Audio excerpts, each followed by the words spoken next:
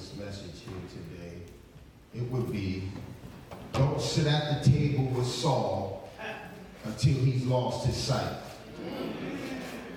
Don't sit at the table with Saul until he's lost his sight. I'm going to share something with you, something that I normally don't like to meddle into. I'm not a politician. I don't like to meddle into politics, but something happened very interesting this week. Now, I'm not going to choose sides. I'm not going to say who's right. I'm not going to say who's wrong. I'm just here to present the news to you. I'm not here to defend anyone or condemn anyone. I'm here to defend the truth.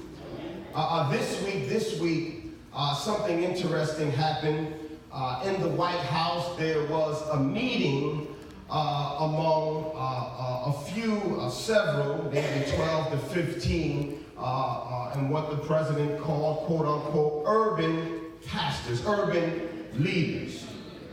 This urban leadership meeting was led by Pastor Paula White, and just to name a few who were there was Pastor John Gray, Pastor Dennis Scott, I believe his name was. It was a meeting in the White House with President Trump, and the meeting was organized by Paula White under the leadership of President Trump to address prison reform.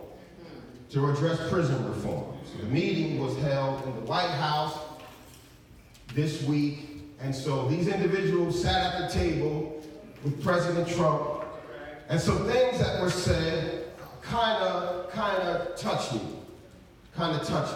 Dennis Scott said that President Trump was probably the most pro-black president that he's seen in our lifetime. That was troubling to me. That statement was troubling to me. What was more troubling is that these other pastors sat around and said nothing. They had nothing to say. They didn't stand up. There were no facts stated. There wasn't a reason why. This man just used his opinion with no stated facts, and how President Trump is the most pro-black president in the history of our lifetime. And that President Obama, the only things and the only reason why he did what he did was because he was forced to. Don't sit at the table with Saul until he's lost his sight. Don't sit at the table with Saul until he's lost his sight. Now, I'm not here to condemn President Trump. Because I don't know what God is going to do with President Trump in the future. But I do want to share with you why it is dangerous to sit at the table with Saul until he's lost his sight. Here in the text here we see, we've been in the book of Acts for a short period of time now, so we know the history of Saul. We know what Saul's capable of. We know his demeanor. We know his actions. We know his motives. We know that Saul was a Pharisee. We know that Saul consented to Stephen's death. We know that even after that, he was still going into homes, pulling out women and children, arresting them, throwing them into jail, and that he went to the high priest to get a bounty certificate to go into Damascus, to go into the synagogues to arrest more people who were following Jesus. So we know what Saul's about. We know how dangerous Saul is. We know that Saul means business when it comes to destroying Christian brothers and sisters. I guess we can all agree on that. We know what Saul's capable of. We know that Saul's a dangerous man. We know that Saul will end your life, and we know that Saul doesn't care about your life. You don't sit at the table with Saul until he's lost his sight. So Saul is on his way to Damascus. And the Bible says that there's a bright light that blinds him. I'm paraphrasing, that he's blinded. He falls to the ground and he gets up and he loses his sight. And God speaks to Ananias and tells him, listen, Ananias, I want you to go and I want you to inquire about a man named Saul.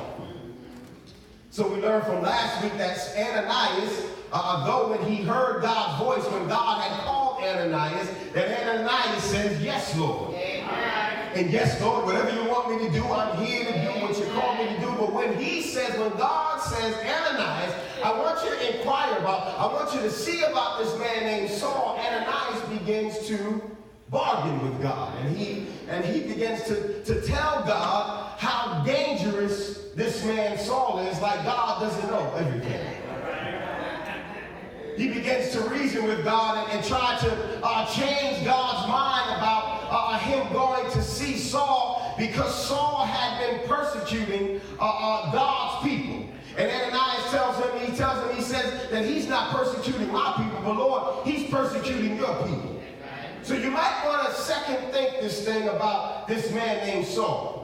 And this is why I'm reluctant about throwing condemnation on President Trump, because I don't know how God is going to use President Trump in dealing with this situation.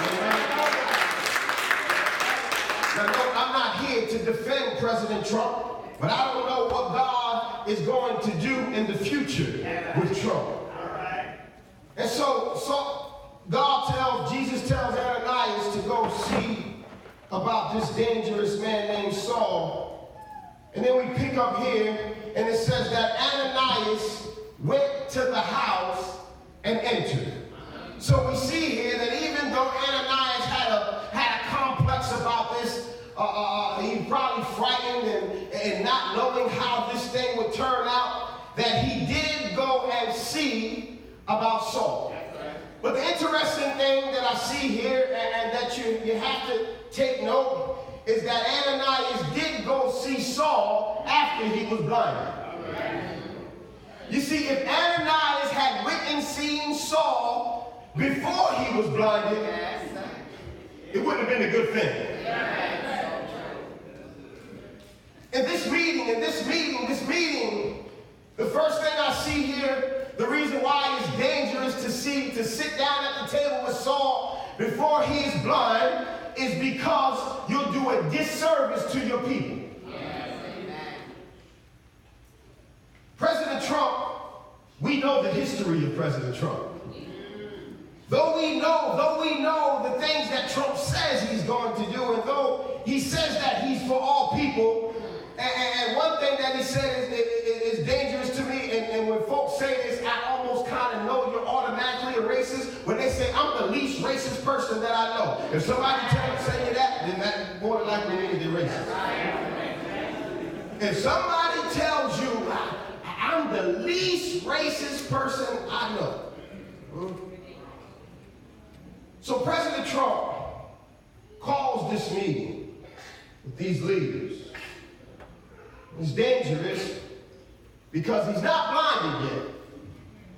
And since he's not blinded yet, he's operating on his own mindset and his own vision and his own goals. And when you go see Saul before he's blinded and you go into his arena, he's able to dictate the dialogue and the circumstances. Now in this meeting, there were no questions allowed. I wonder why there weren't any questions allowed.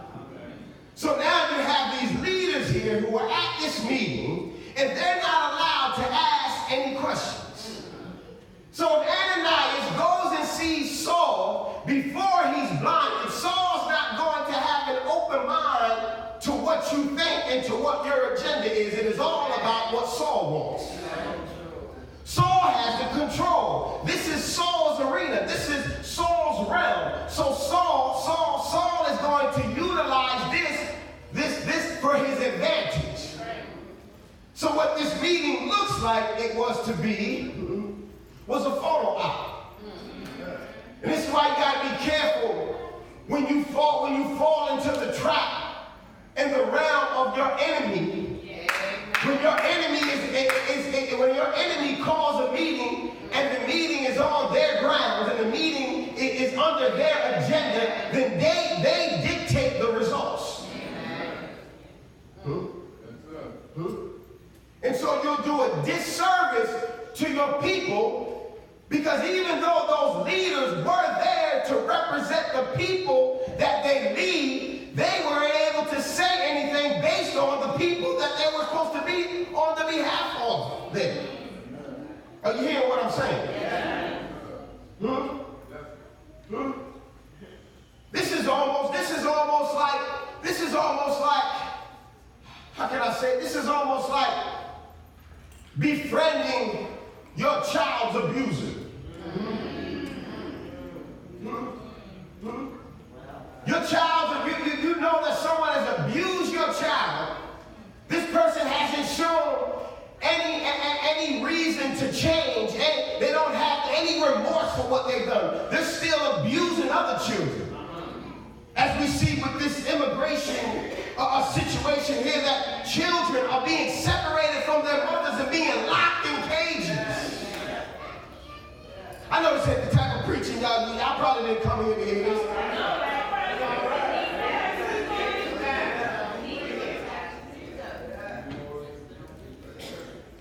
But children are being separated from their mothers and being locked in cages.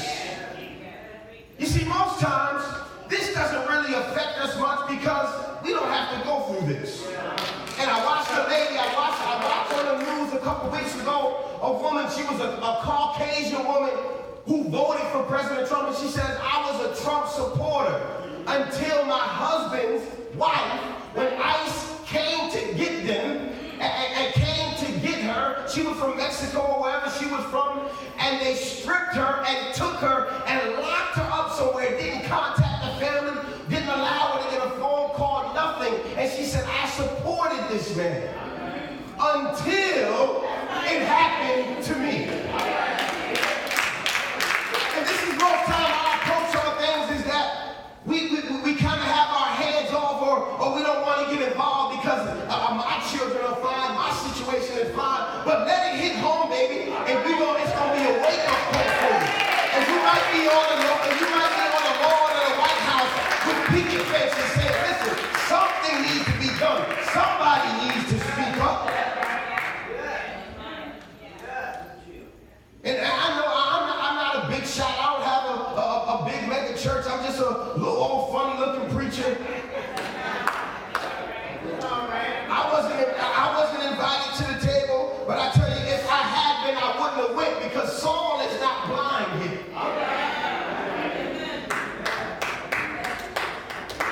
Go ahead, boy. You do a disservice to your people when you sit at the table with Saul and he's not yet blinded. First reason why is because you'll do a disservice to your people. The second reason why you don't want to sit at the table with Saul until he's been blinded is because God won't give Saul a new eyesight until he's blind. All right. So Ananias went into the house, placed his hands on Saul, and he said, Brother Saul, the Lord Jesus, who appeared to you on the road as you were coming here, has sent me so that you may see again and be filled with the Holy Spirit. Amen. Now, if Ananias had took upon it on his own volition and had went and seen Saul before being directed by God when Saul was blinded, he wouldn't have been able to lay hands on Saul and for Saul to get his new eyesight. You see, by these pastors meeting with Saul before he's blind, what they're doing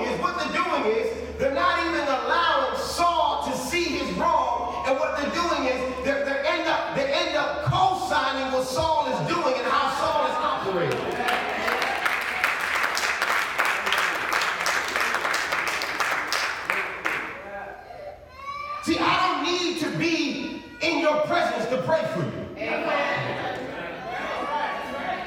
God hears prayers everywhere.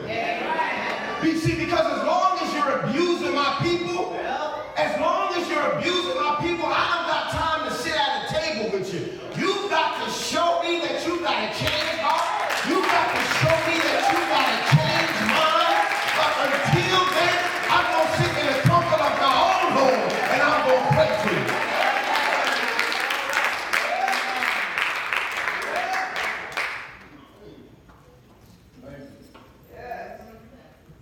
See, before Saul was blind, Saul saw things from his own perspective.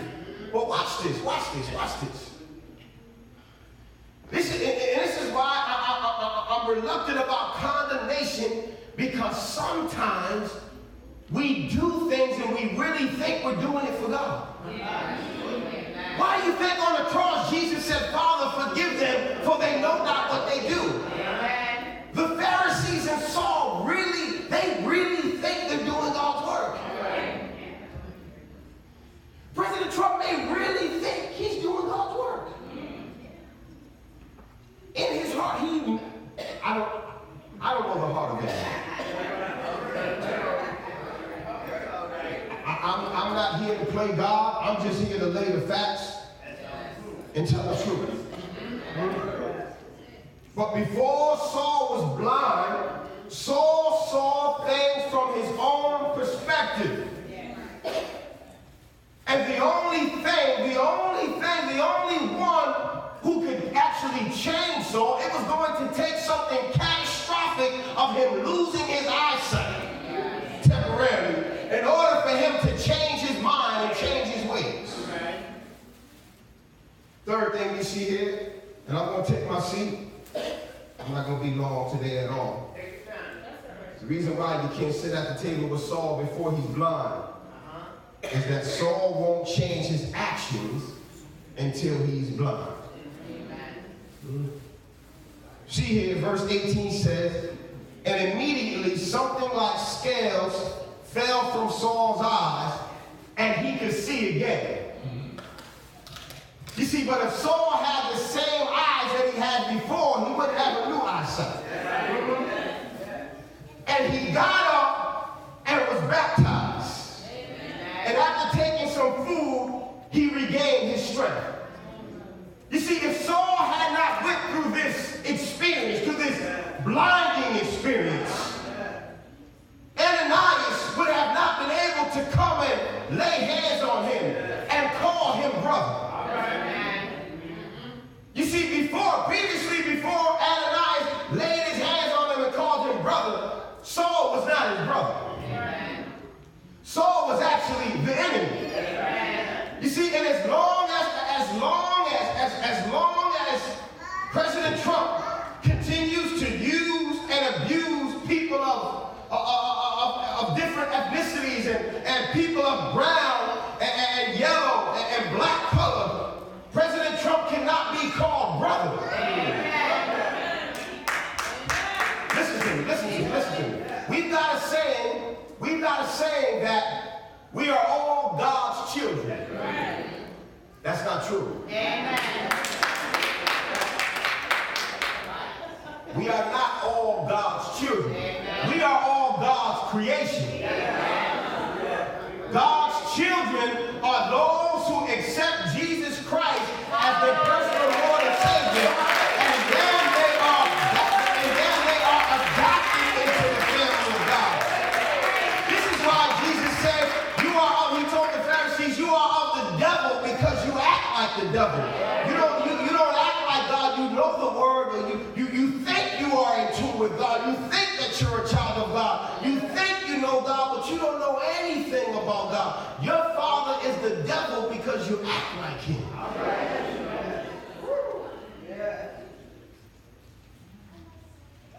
I'm not saying that we don't sit at the table with Saul. That's not what I'm saying. I'm not saying that we don't sit at the table with Saul. But you can't sit at the table with Saul until Saul has lost his eyesight. Because when Saul loses his eyesight, then the true men of God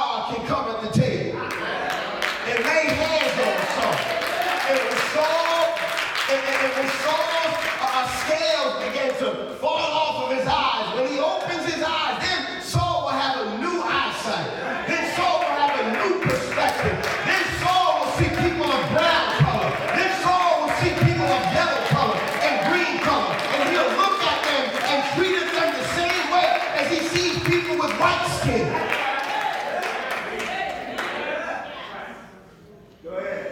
But until then, until Saul is blinded, let us not be bamboozled. Let us not be bamboozled. Let us not be bamboozled. This is spiritual warfare.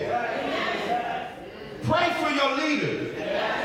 But we want to pray that God blinds him so that he can wake up and have a new eyesight, have a new walk, and have a new talk, and be able to live what he speaks.